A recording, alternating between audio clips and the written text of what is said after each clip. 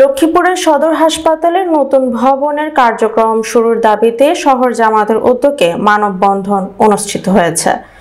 গতকাল 20 মার্চ বৃহস্পতিবার সকালে সদর হাসপাতাল প্রাঙ্গণে ঘণ্টাব্যাপী এই কর্মসূচি পালন করা হয়।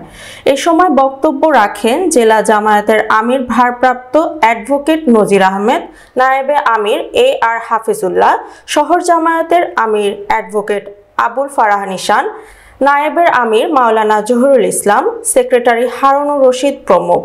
মানববন্ধনে বক্তারা বলেন, আগামী 1 মাসের মধ্যে হাসপাতালের কার্যক্রম শুরু না করা হলে আরও কঠোর কর্মসূচি দেওয়া হবে। লক্ষ্মীপুরে প্রায় 18 লক্ষ মানুষের বসবাস, কিন্তু স্বাস্থ্য সেবার জন্য ভালো কোনো হাসপাতাল নেই। সদর হাসপাতাল মাত্র 100 শয্যা বিশিষ্ট, যা জনসংখ্যা অনুযায়ী খুবই অপ্রতুল। গত কয়েক বছর পূর্ব থেকে সদর হাসপাতালে নতুন ভবনের উন্নয়ন কার্যক্রম শুরু করা হলে বর্তমানে তা বন্ধ হয়ে আছে। এতে করে চিকিৎসা সেবা নিতে আসা জনসাধারণ দুর্ভোগ পোহাতে হয়। হাসপাতালের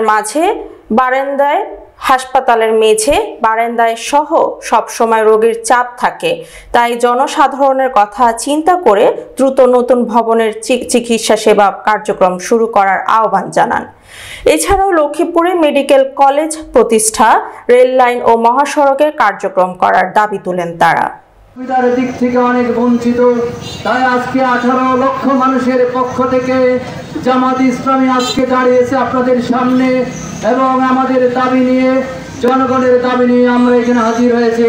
আজকে 500 লোকের উপস্থিতি হলেও যদি প্রয়োজন হয় লক্ষ লক্ষ মানুষকে সমবেত করে দাবি পেশ করা, দাবি আদায় করার মতো সামর্থ্য জামাত ইসলামী রাখে এবং এই দিয়েছি এলাকার মানুষকে, এই বিষয়টি আমরা জামিন দিয়েছি মৃত্যুর প্রহর গুণে। তাই সরকারি সুযোগ সুবিধার যে হসপিটাল, যে সাধারণ হাসপাতাল, জেলা হাসপাতাল, সেটাকে অবশ্যই উন্নত করতে হবে, সেটাকে 300 শয্যায় উপনীত করতে হবে, নতুন ভবনকে উদ্বোধন করতে হবে। শুধুমাত্র একটা বিল্ডিং করাই যথেষ্ট নয়, এই বিল্ডিং এর কার্যকরী পদক্ষেপ নেওয়াও যথেষ্ট এবং পদক্ষেপ নেওয়া অত্যাবশ্যকীয়।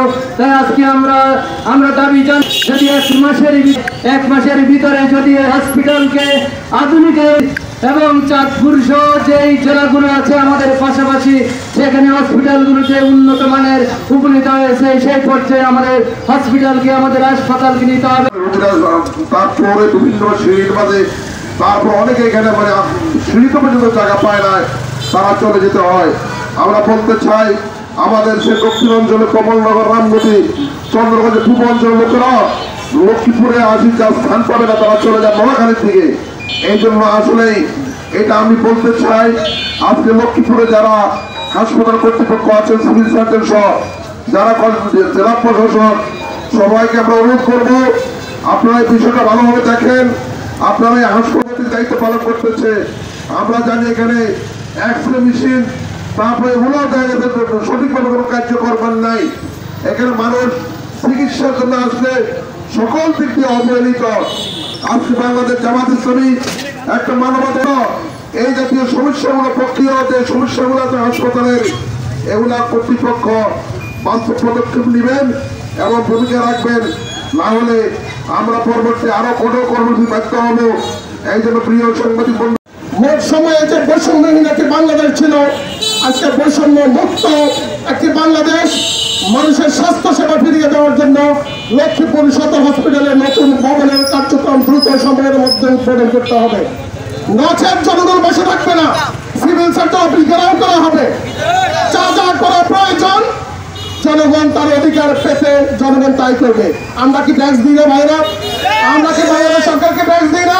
আবেদন করছি এবং হাসপাতাল কর্তৃপক্ষ, সিভিল সার্জন অফিস, আমাদের লক্ষ্মীপুরের পক্ষ থেকে দাবি যাতে করে দ্রুত সময়ের মধ্যে আমাদের এই নতুন ভবনের উদ্বোধন কার্যক্রম শুরু হয়, এই দাবির উদাত্ত আহ্বান রেখে আমার কথা শেষ করছি। আজকের এই মানববন্ধন আমরা লক্ষ্মীপুরবাসী, লক্ষ্মীপুরের সর্বস্তরের সাধারণ সকল জনগণকে মানববন্ধনে অংশগ্রহণ করার জন্য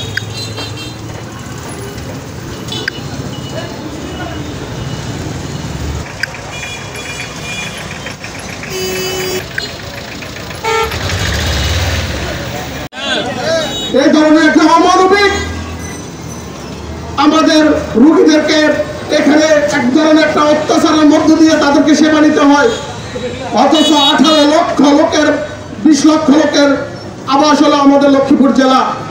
আমাদের এই রাষ্ট্র আজকের জনগণের মৌলিক অধিকার দিতে ব্যর্থ হয়েছে। বিগত প্যাসিভ সরকারের সময় আওয়ামী লীগের সেক্রেটারি ওবায়দুল কাদেরের ভাগিনা নামে খ্যাত মির্জা ইস্কান্দার প্রায় 1 বছর হয়ে গেল আমাদের এই সদর বর্ধিত নির্মাণ কাজ বন্ধ করা হয়েছে। কোন রহস্যগত কারণে, কি কারণে হাসপাতালের কাজ বন্ধ হয়ে গেল? এই এলাকার মানুষ, এলাকার রোগীরা আপনার কাছে জানতে চায়, বিশেষ করে সিভিল সার্জন হয়ে তিনি জানতে পারবেন। আমাদের আহ্বান, আমাদের দাবি শুরু করে না হলে আমরা প্রয়োজনে সিভিল সার্জনের অফিস এবং তার কার্যালয়ে ঘেরাও কর্মসূচি পালন করবো। তারপরে অনেক বিলম্বে এই কাজ শুরু করতে হবে। বাংলাদেশ জামায়াত ইসলামী যেখানে মানবতার প্রশ্ন আছে, যেখানে মানুষের দুঃখ এবং দুর্দশার প্রশ্ন আছে, জামায়াত ইসলামী সুস্পষ্টভাবে তার পাশে দাঁড়ায়, তারই অংশ হিসাবে কাজ শুরু করলাম। এই মানববন্ধনে